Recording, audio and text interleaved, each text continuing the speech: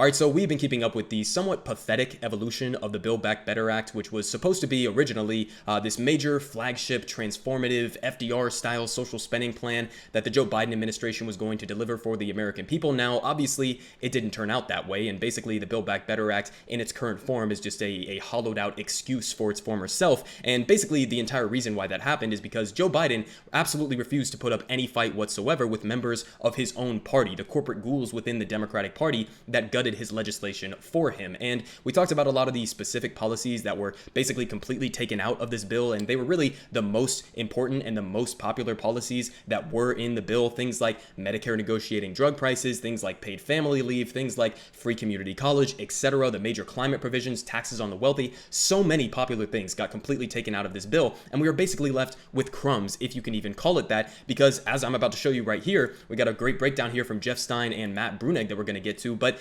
even the crumbs that are left within the Build Back Better plan, I don't even know if you can call them crumbs, because it's not even the crumbs that Joe Biden is advertising. He is in fact lying about the provisions that are left within this completely hollowed out and pathetic bill as it stands right now. So here from Jeff Stein, the White House keeps saying that Build Back Better would create universal pre-K, but very unclear if that's true. And in fact, it's pretty much guaranteed that it's not true. We talked to state GOP officials across the U.S. in Missouri, New Hampshire, North Carolina, South Carolina, Minnesota, and more, ready to reject the plan. And under Joe Biden's plan for universal pre-K, it goes through the states. Okay, so you're going to see pretty obviously why this is not going to work out here. So I got a great breakdown here that I'm going to link down in the description below if you want to see the entire piece from Matt Brunegg. But he points out that the House of Representatives passed its version of the Build Back Better legislation late last week, and two of the sections in the bill are related to universal pre-K and child care subsidies. Popular coverage of these sections suggests that once they are passed by the Senate and then signed by the president, these programs will become available to families across the country,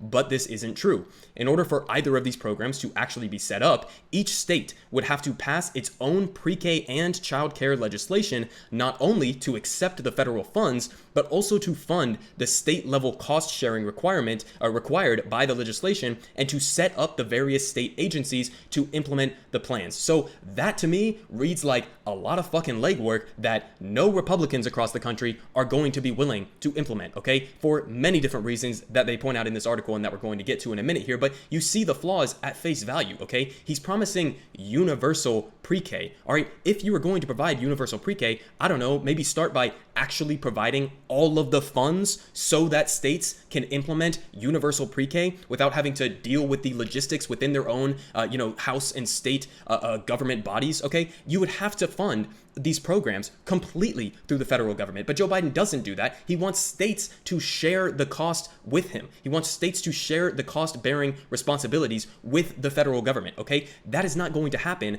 in Republican-controlled states. They are not going to raise taxes on the wealthy to make up these funding gaps, okay? It's just completely ridiculous at face value, but they continue here saying that this means that the programs must be approved not just by the House, Senate, and President, but also by each state's lower house, upper house, and governor. And the table below outlines which party controls these three veto points in every state. So 3 veto points, 3 opportunities for in any of the places that you see in red here, might be one of the states that you guys happen to live in. But you see here, there's only 14 states that have unified Democratic control. 14, okay? That is not even half of the states that are fully controlled by Democrats and could, try to sail this through pretty easily, okay? So the vast majority of states are going to be seeing roadblocks throughout this process. Why the fuck would you design a universal federal program like this unless you just fully expect states to opt out of it and screw over their citizens so that they don't actually feel the relief that you are promising them? This doesn't make sense from so many different angles, from a political angle, from an economic angle, even just from the angle of actually believing in the concept of universal pre-K, okay? It's just complete nonsense. But they continue here saying that for the other 37 states, the only way that pre-K and childcare plans will be implemented is if they pass at least one Republican-controlled veto point. And there are many reasons to believe that state-level Republicans will not go along with this shit. So they say, number one, Republicans have a track record of not participating in programs like this, most recently with Medicaid expansion and the extension of the pandemic unemployment benefits earlier this year. Now, we're going to get to Joe Biden's response here in a second from the White House, which is just complete nonsense. But understand this, okay? Republicans do this all the time. They are not afraid to do massively unpopular things like expanding or blocking the expansion of Medicaid and cutting off unemployment benefits. They just did this, okay? They still are doing things like this. So they are not shying away from this type of bad press, okay? That's basically the argument that you're going to see that Joe Biden makes as an effort to push back from this. But Republicans clearly do not care about fucking bending over their constituents and spreading their cheeks and fucking them if it means that they can benefit the rich and cut taxes for the wealthy, okay? They're not going to raise taxes on anybody to fund these programs. They're just not. They didn't do it with Medicaid. They're not going to do it with unemployment benefits, even if it's fully funded. So these people are demons. They are not going to go along with this. But they continue here saying that number two, Republicans generally oppose social spending increases. Obviously, Republicans generally oppose assisting Democratic presidents, right? There's obviously this incentive right now to bow down at the altar of Trump, and anybody who helps Biden in any way, shape, or form is going to be demonized by the entire right. But they continue here that the programs, in fact, put a thumb on the scale against stay-at-home parents, and the programs also put a thumb on the scale against church-based providers, and the child care program will increase prices for unsubsidized users, and the programs are temporary and only provide partial federal support, which is so goddamn stupid. But they continue with the last point here, saying that Republicans have recently adopted a schools-focused electoral strategy like CRT and all that bullshit, based on the idea that Democrats are using the schools to push left-wing viewpoints on race and gender. So again, all of this just adds up to the very obvious picture that Republicans are not going to go along with this. And you see the list of states here, okay? There are not many states here, only 14 out of all of these states here that have full Democratic control that could sail this through without much pushback, okay? Everyone else is subject to those veto points that he was just pointing out there, all right? So do you understand how this is just a lesson in the idiotic nature of austerity politics and neoliberalism? Even the completely watered down, the completely gutted, pathetic version of the Build Back Better Act as it currently stands right now, which again, it's not even guaranteed that in its current pathetic form, it's going to pass at all. You still got to get past Kirsten Sinema, you still got to get past Joe Manchin, and you still got to get people like even Bernie Sanders to sign off on it, which, he's been trying to draw some red lines in the sand, but it's unclear how this is all going to unfold. But even in its current gutted and pathetic form, they're still trying to make it worse. They are still trying to push austerity. They are still trying to push this neoliberalism that we have been suffering under since the goddamn Reagan administration, okay? This is nonsense. It's nonsense from so many different angles. Number one, from a political angle, you're going out there and promising the American people universal pre-K.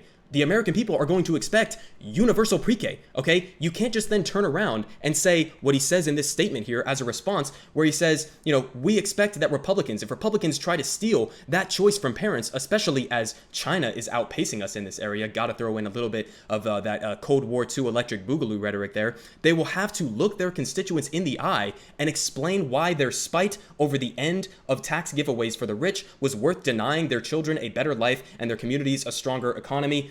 That's what he says. He's basically trying to rely on the goodwill of the Republican Party. He's trying to rely on the fact that he doesn't think they'll be able to go and distract their constituents from the fact that they're opposing overwhelmingly popular legislation. That's their whole playbook, my guy, okay? That's the whole playbook of the Republican Party. And they're going to continue to focus on bullshit culture war issues, distracting from the fact that they will continue to block legislation like the universal pre-K, so-called universal pre-K, or the child care subsidies, okay? So this is so obvious and so glaring, and again, doesn't make sense from any angle. Doesn't make sense from the political angle. You're making promises to the American people that they're not going to materially feel in their day-to-day lives, okay? That's number one. It also doesn't make sense from an economic angle, because you want parents to be able to send their kids to pre-K. Even if you're, a raging capitalist, you should want parents to have adequate childcare so that they can go to work, okay? And allow for capitalists to extract surplus value from them, right? Even somebody who is a capitalist like Joe Biden should support this, right? In theory, an actual universal program. But instead of doing that, he pushes austerity. And all of this was basically just to,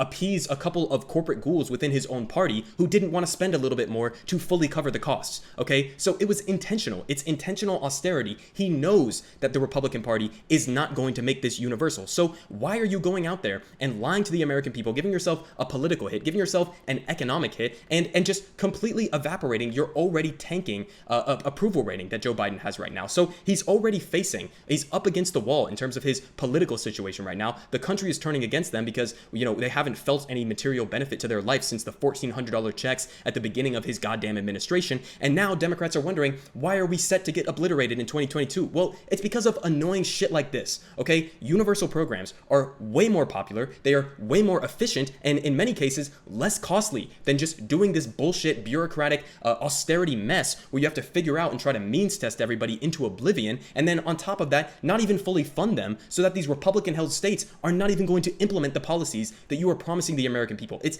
absolute nonsense from the Joe Biden administration. He is lying to the American people right now.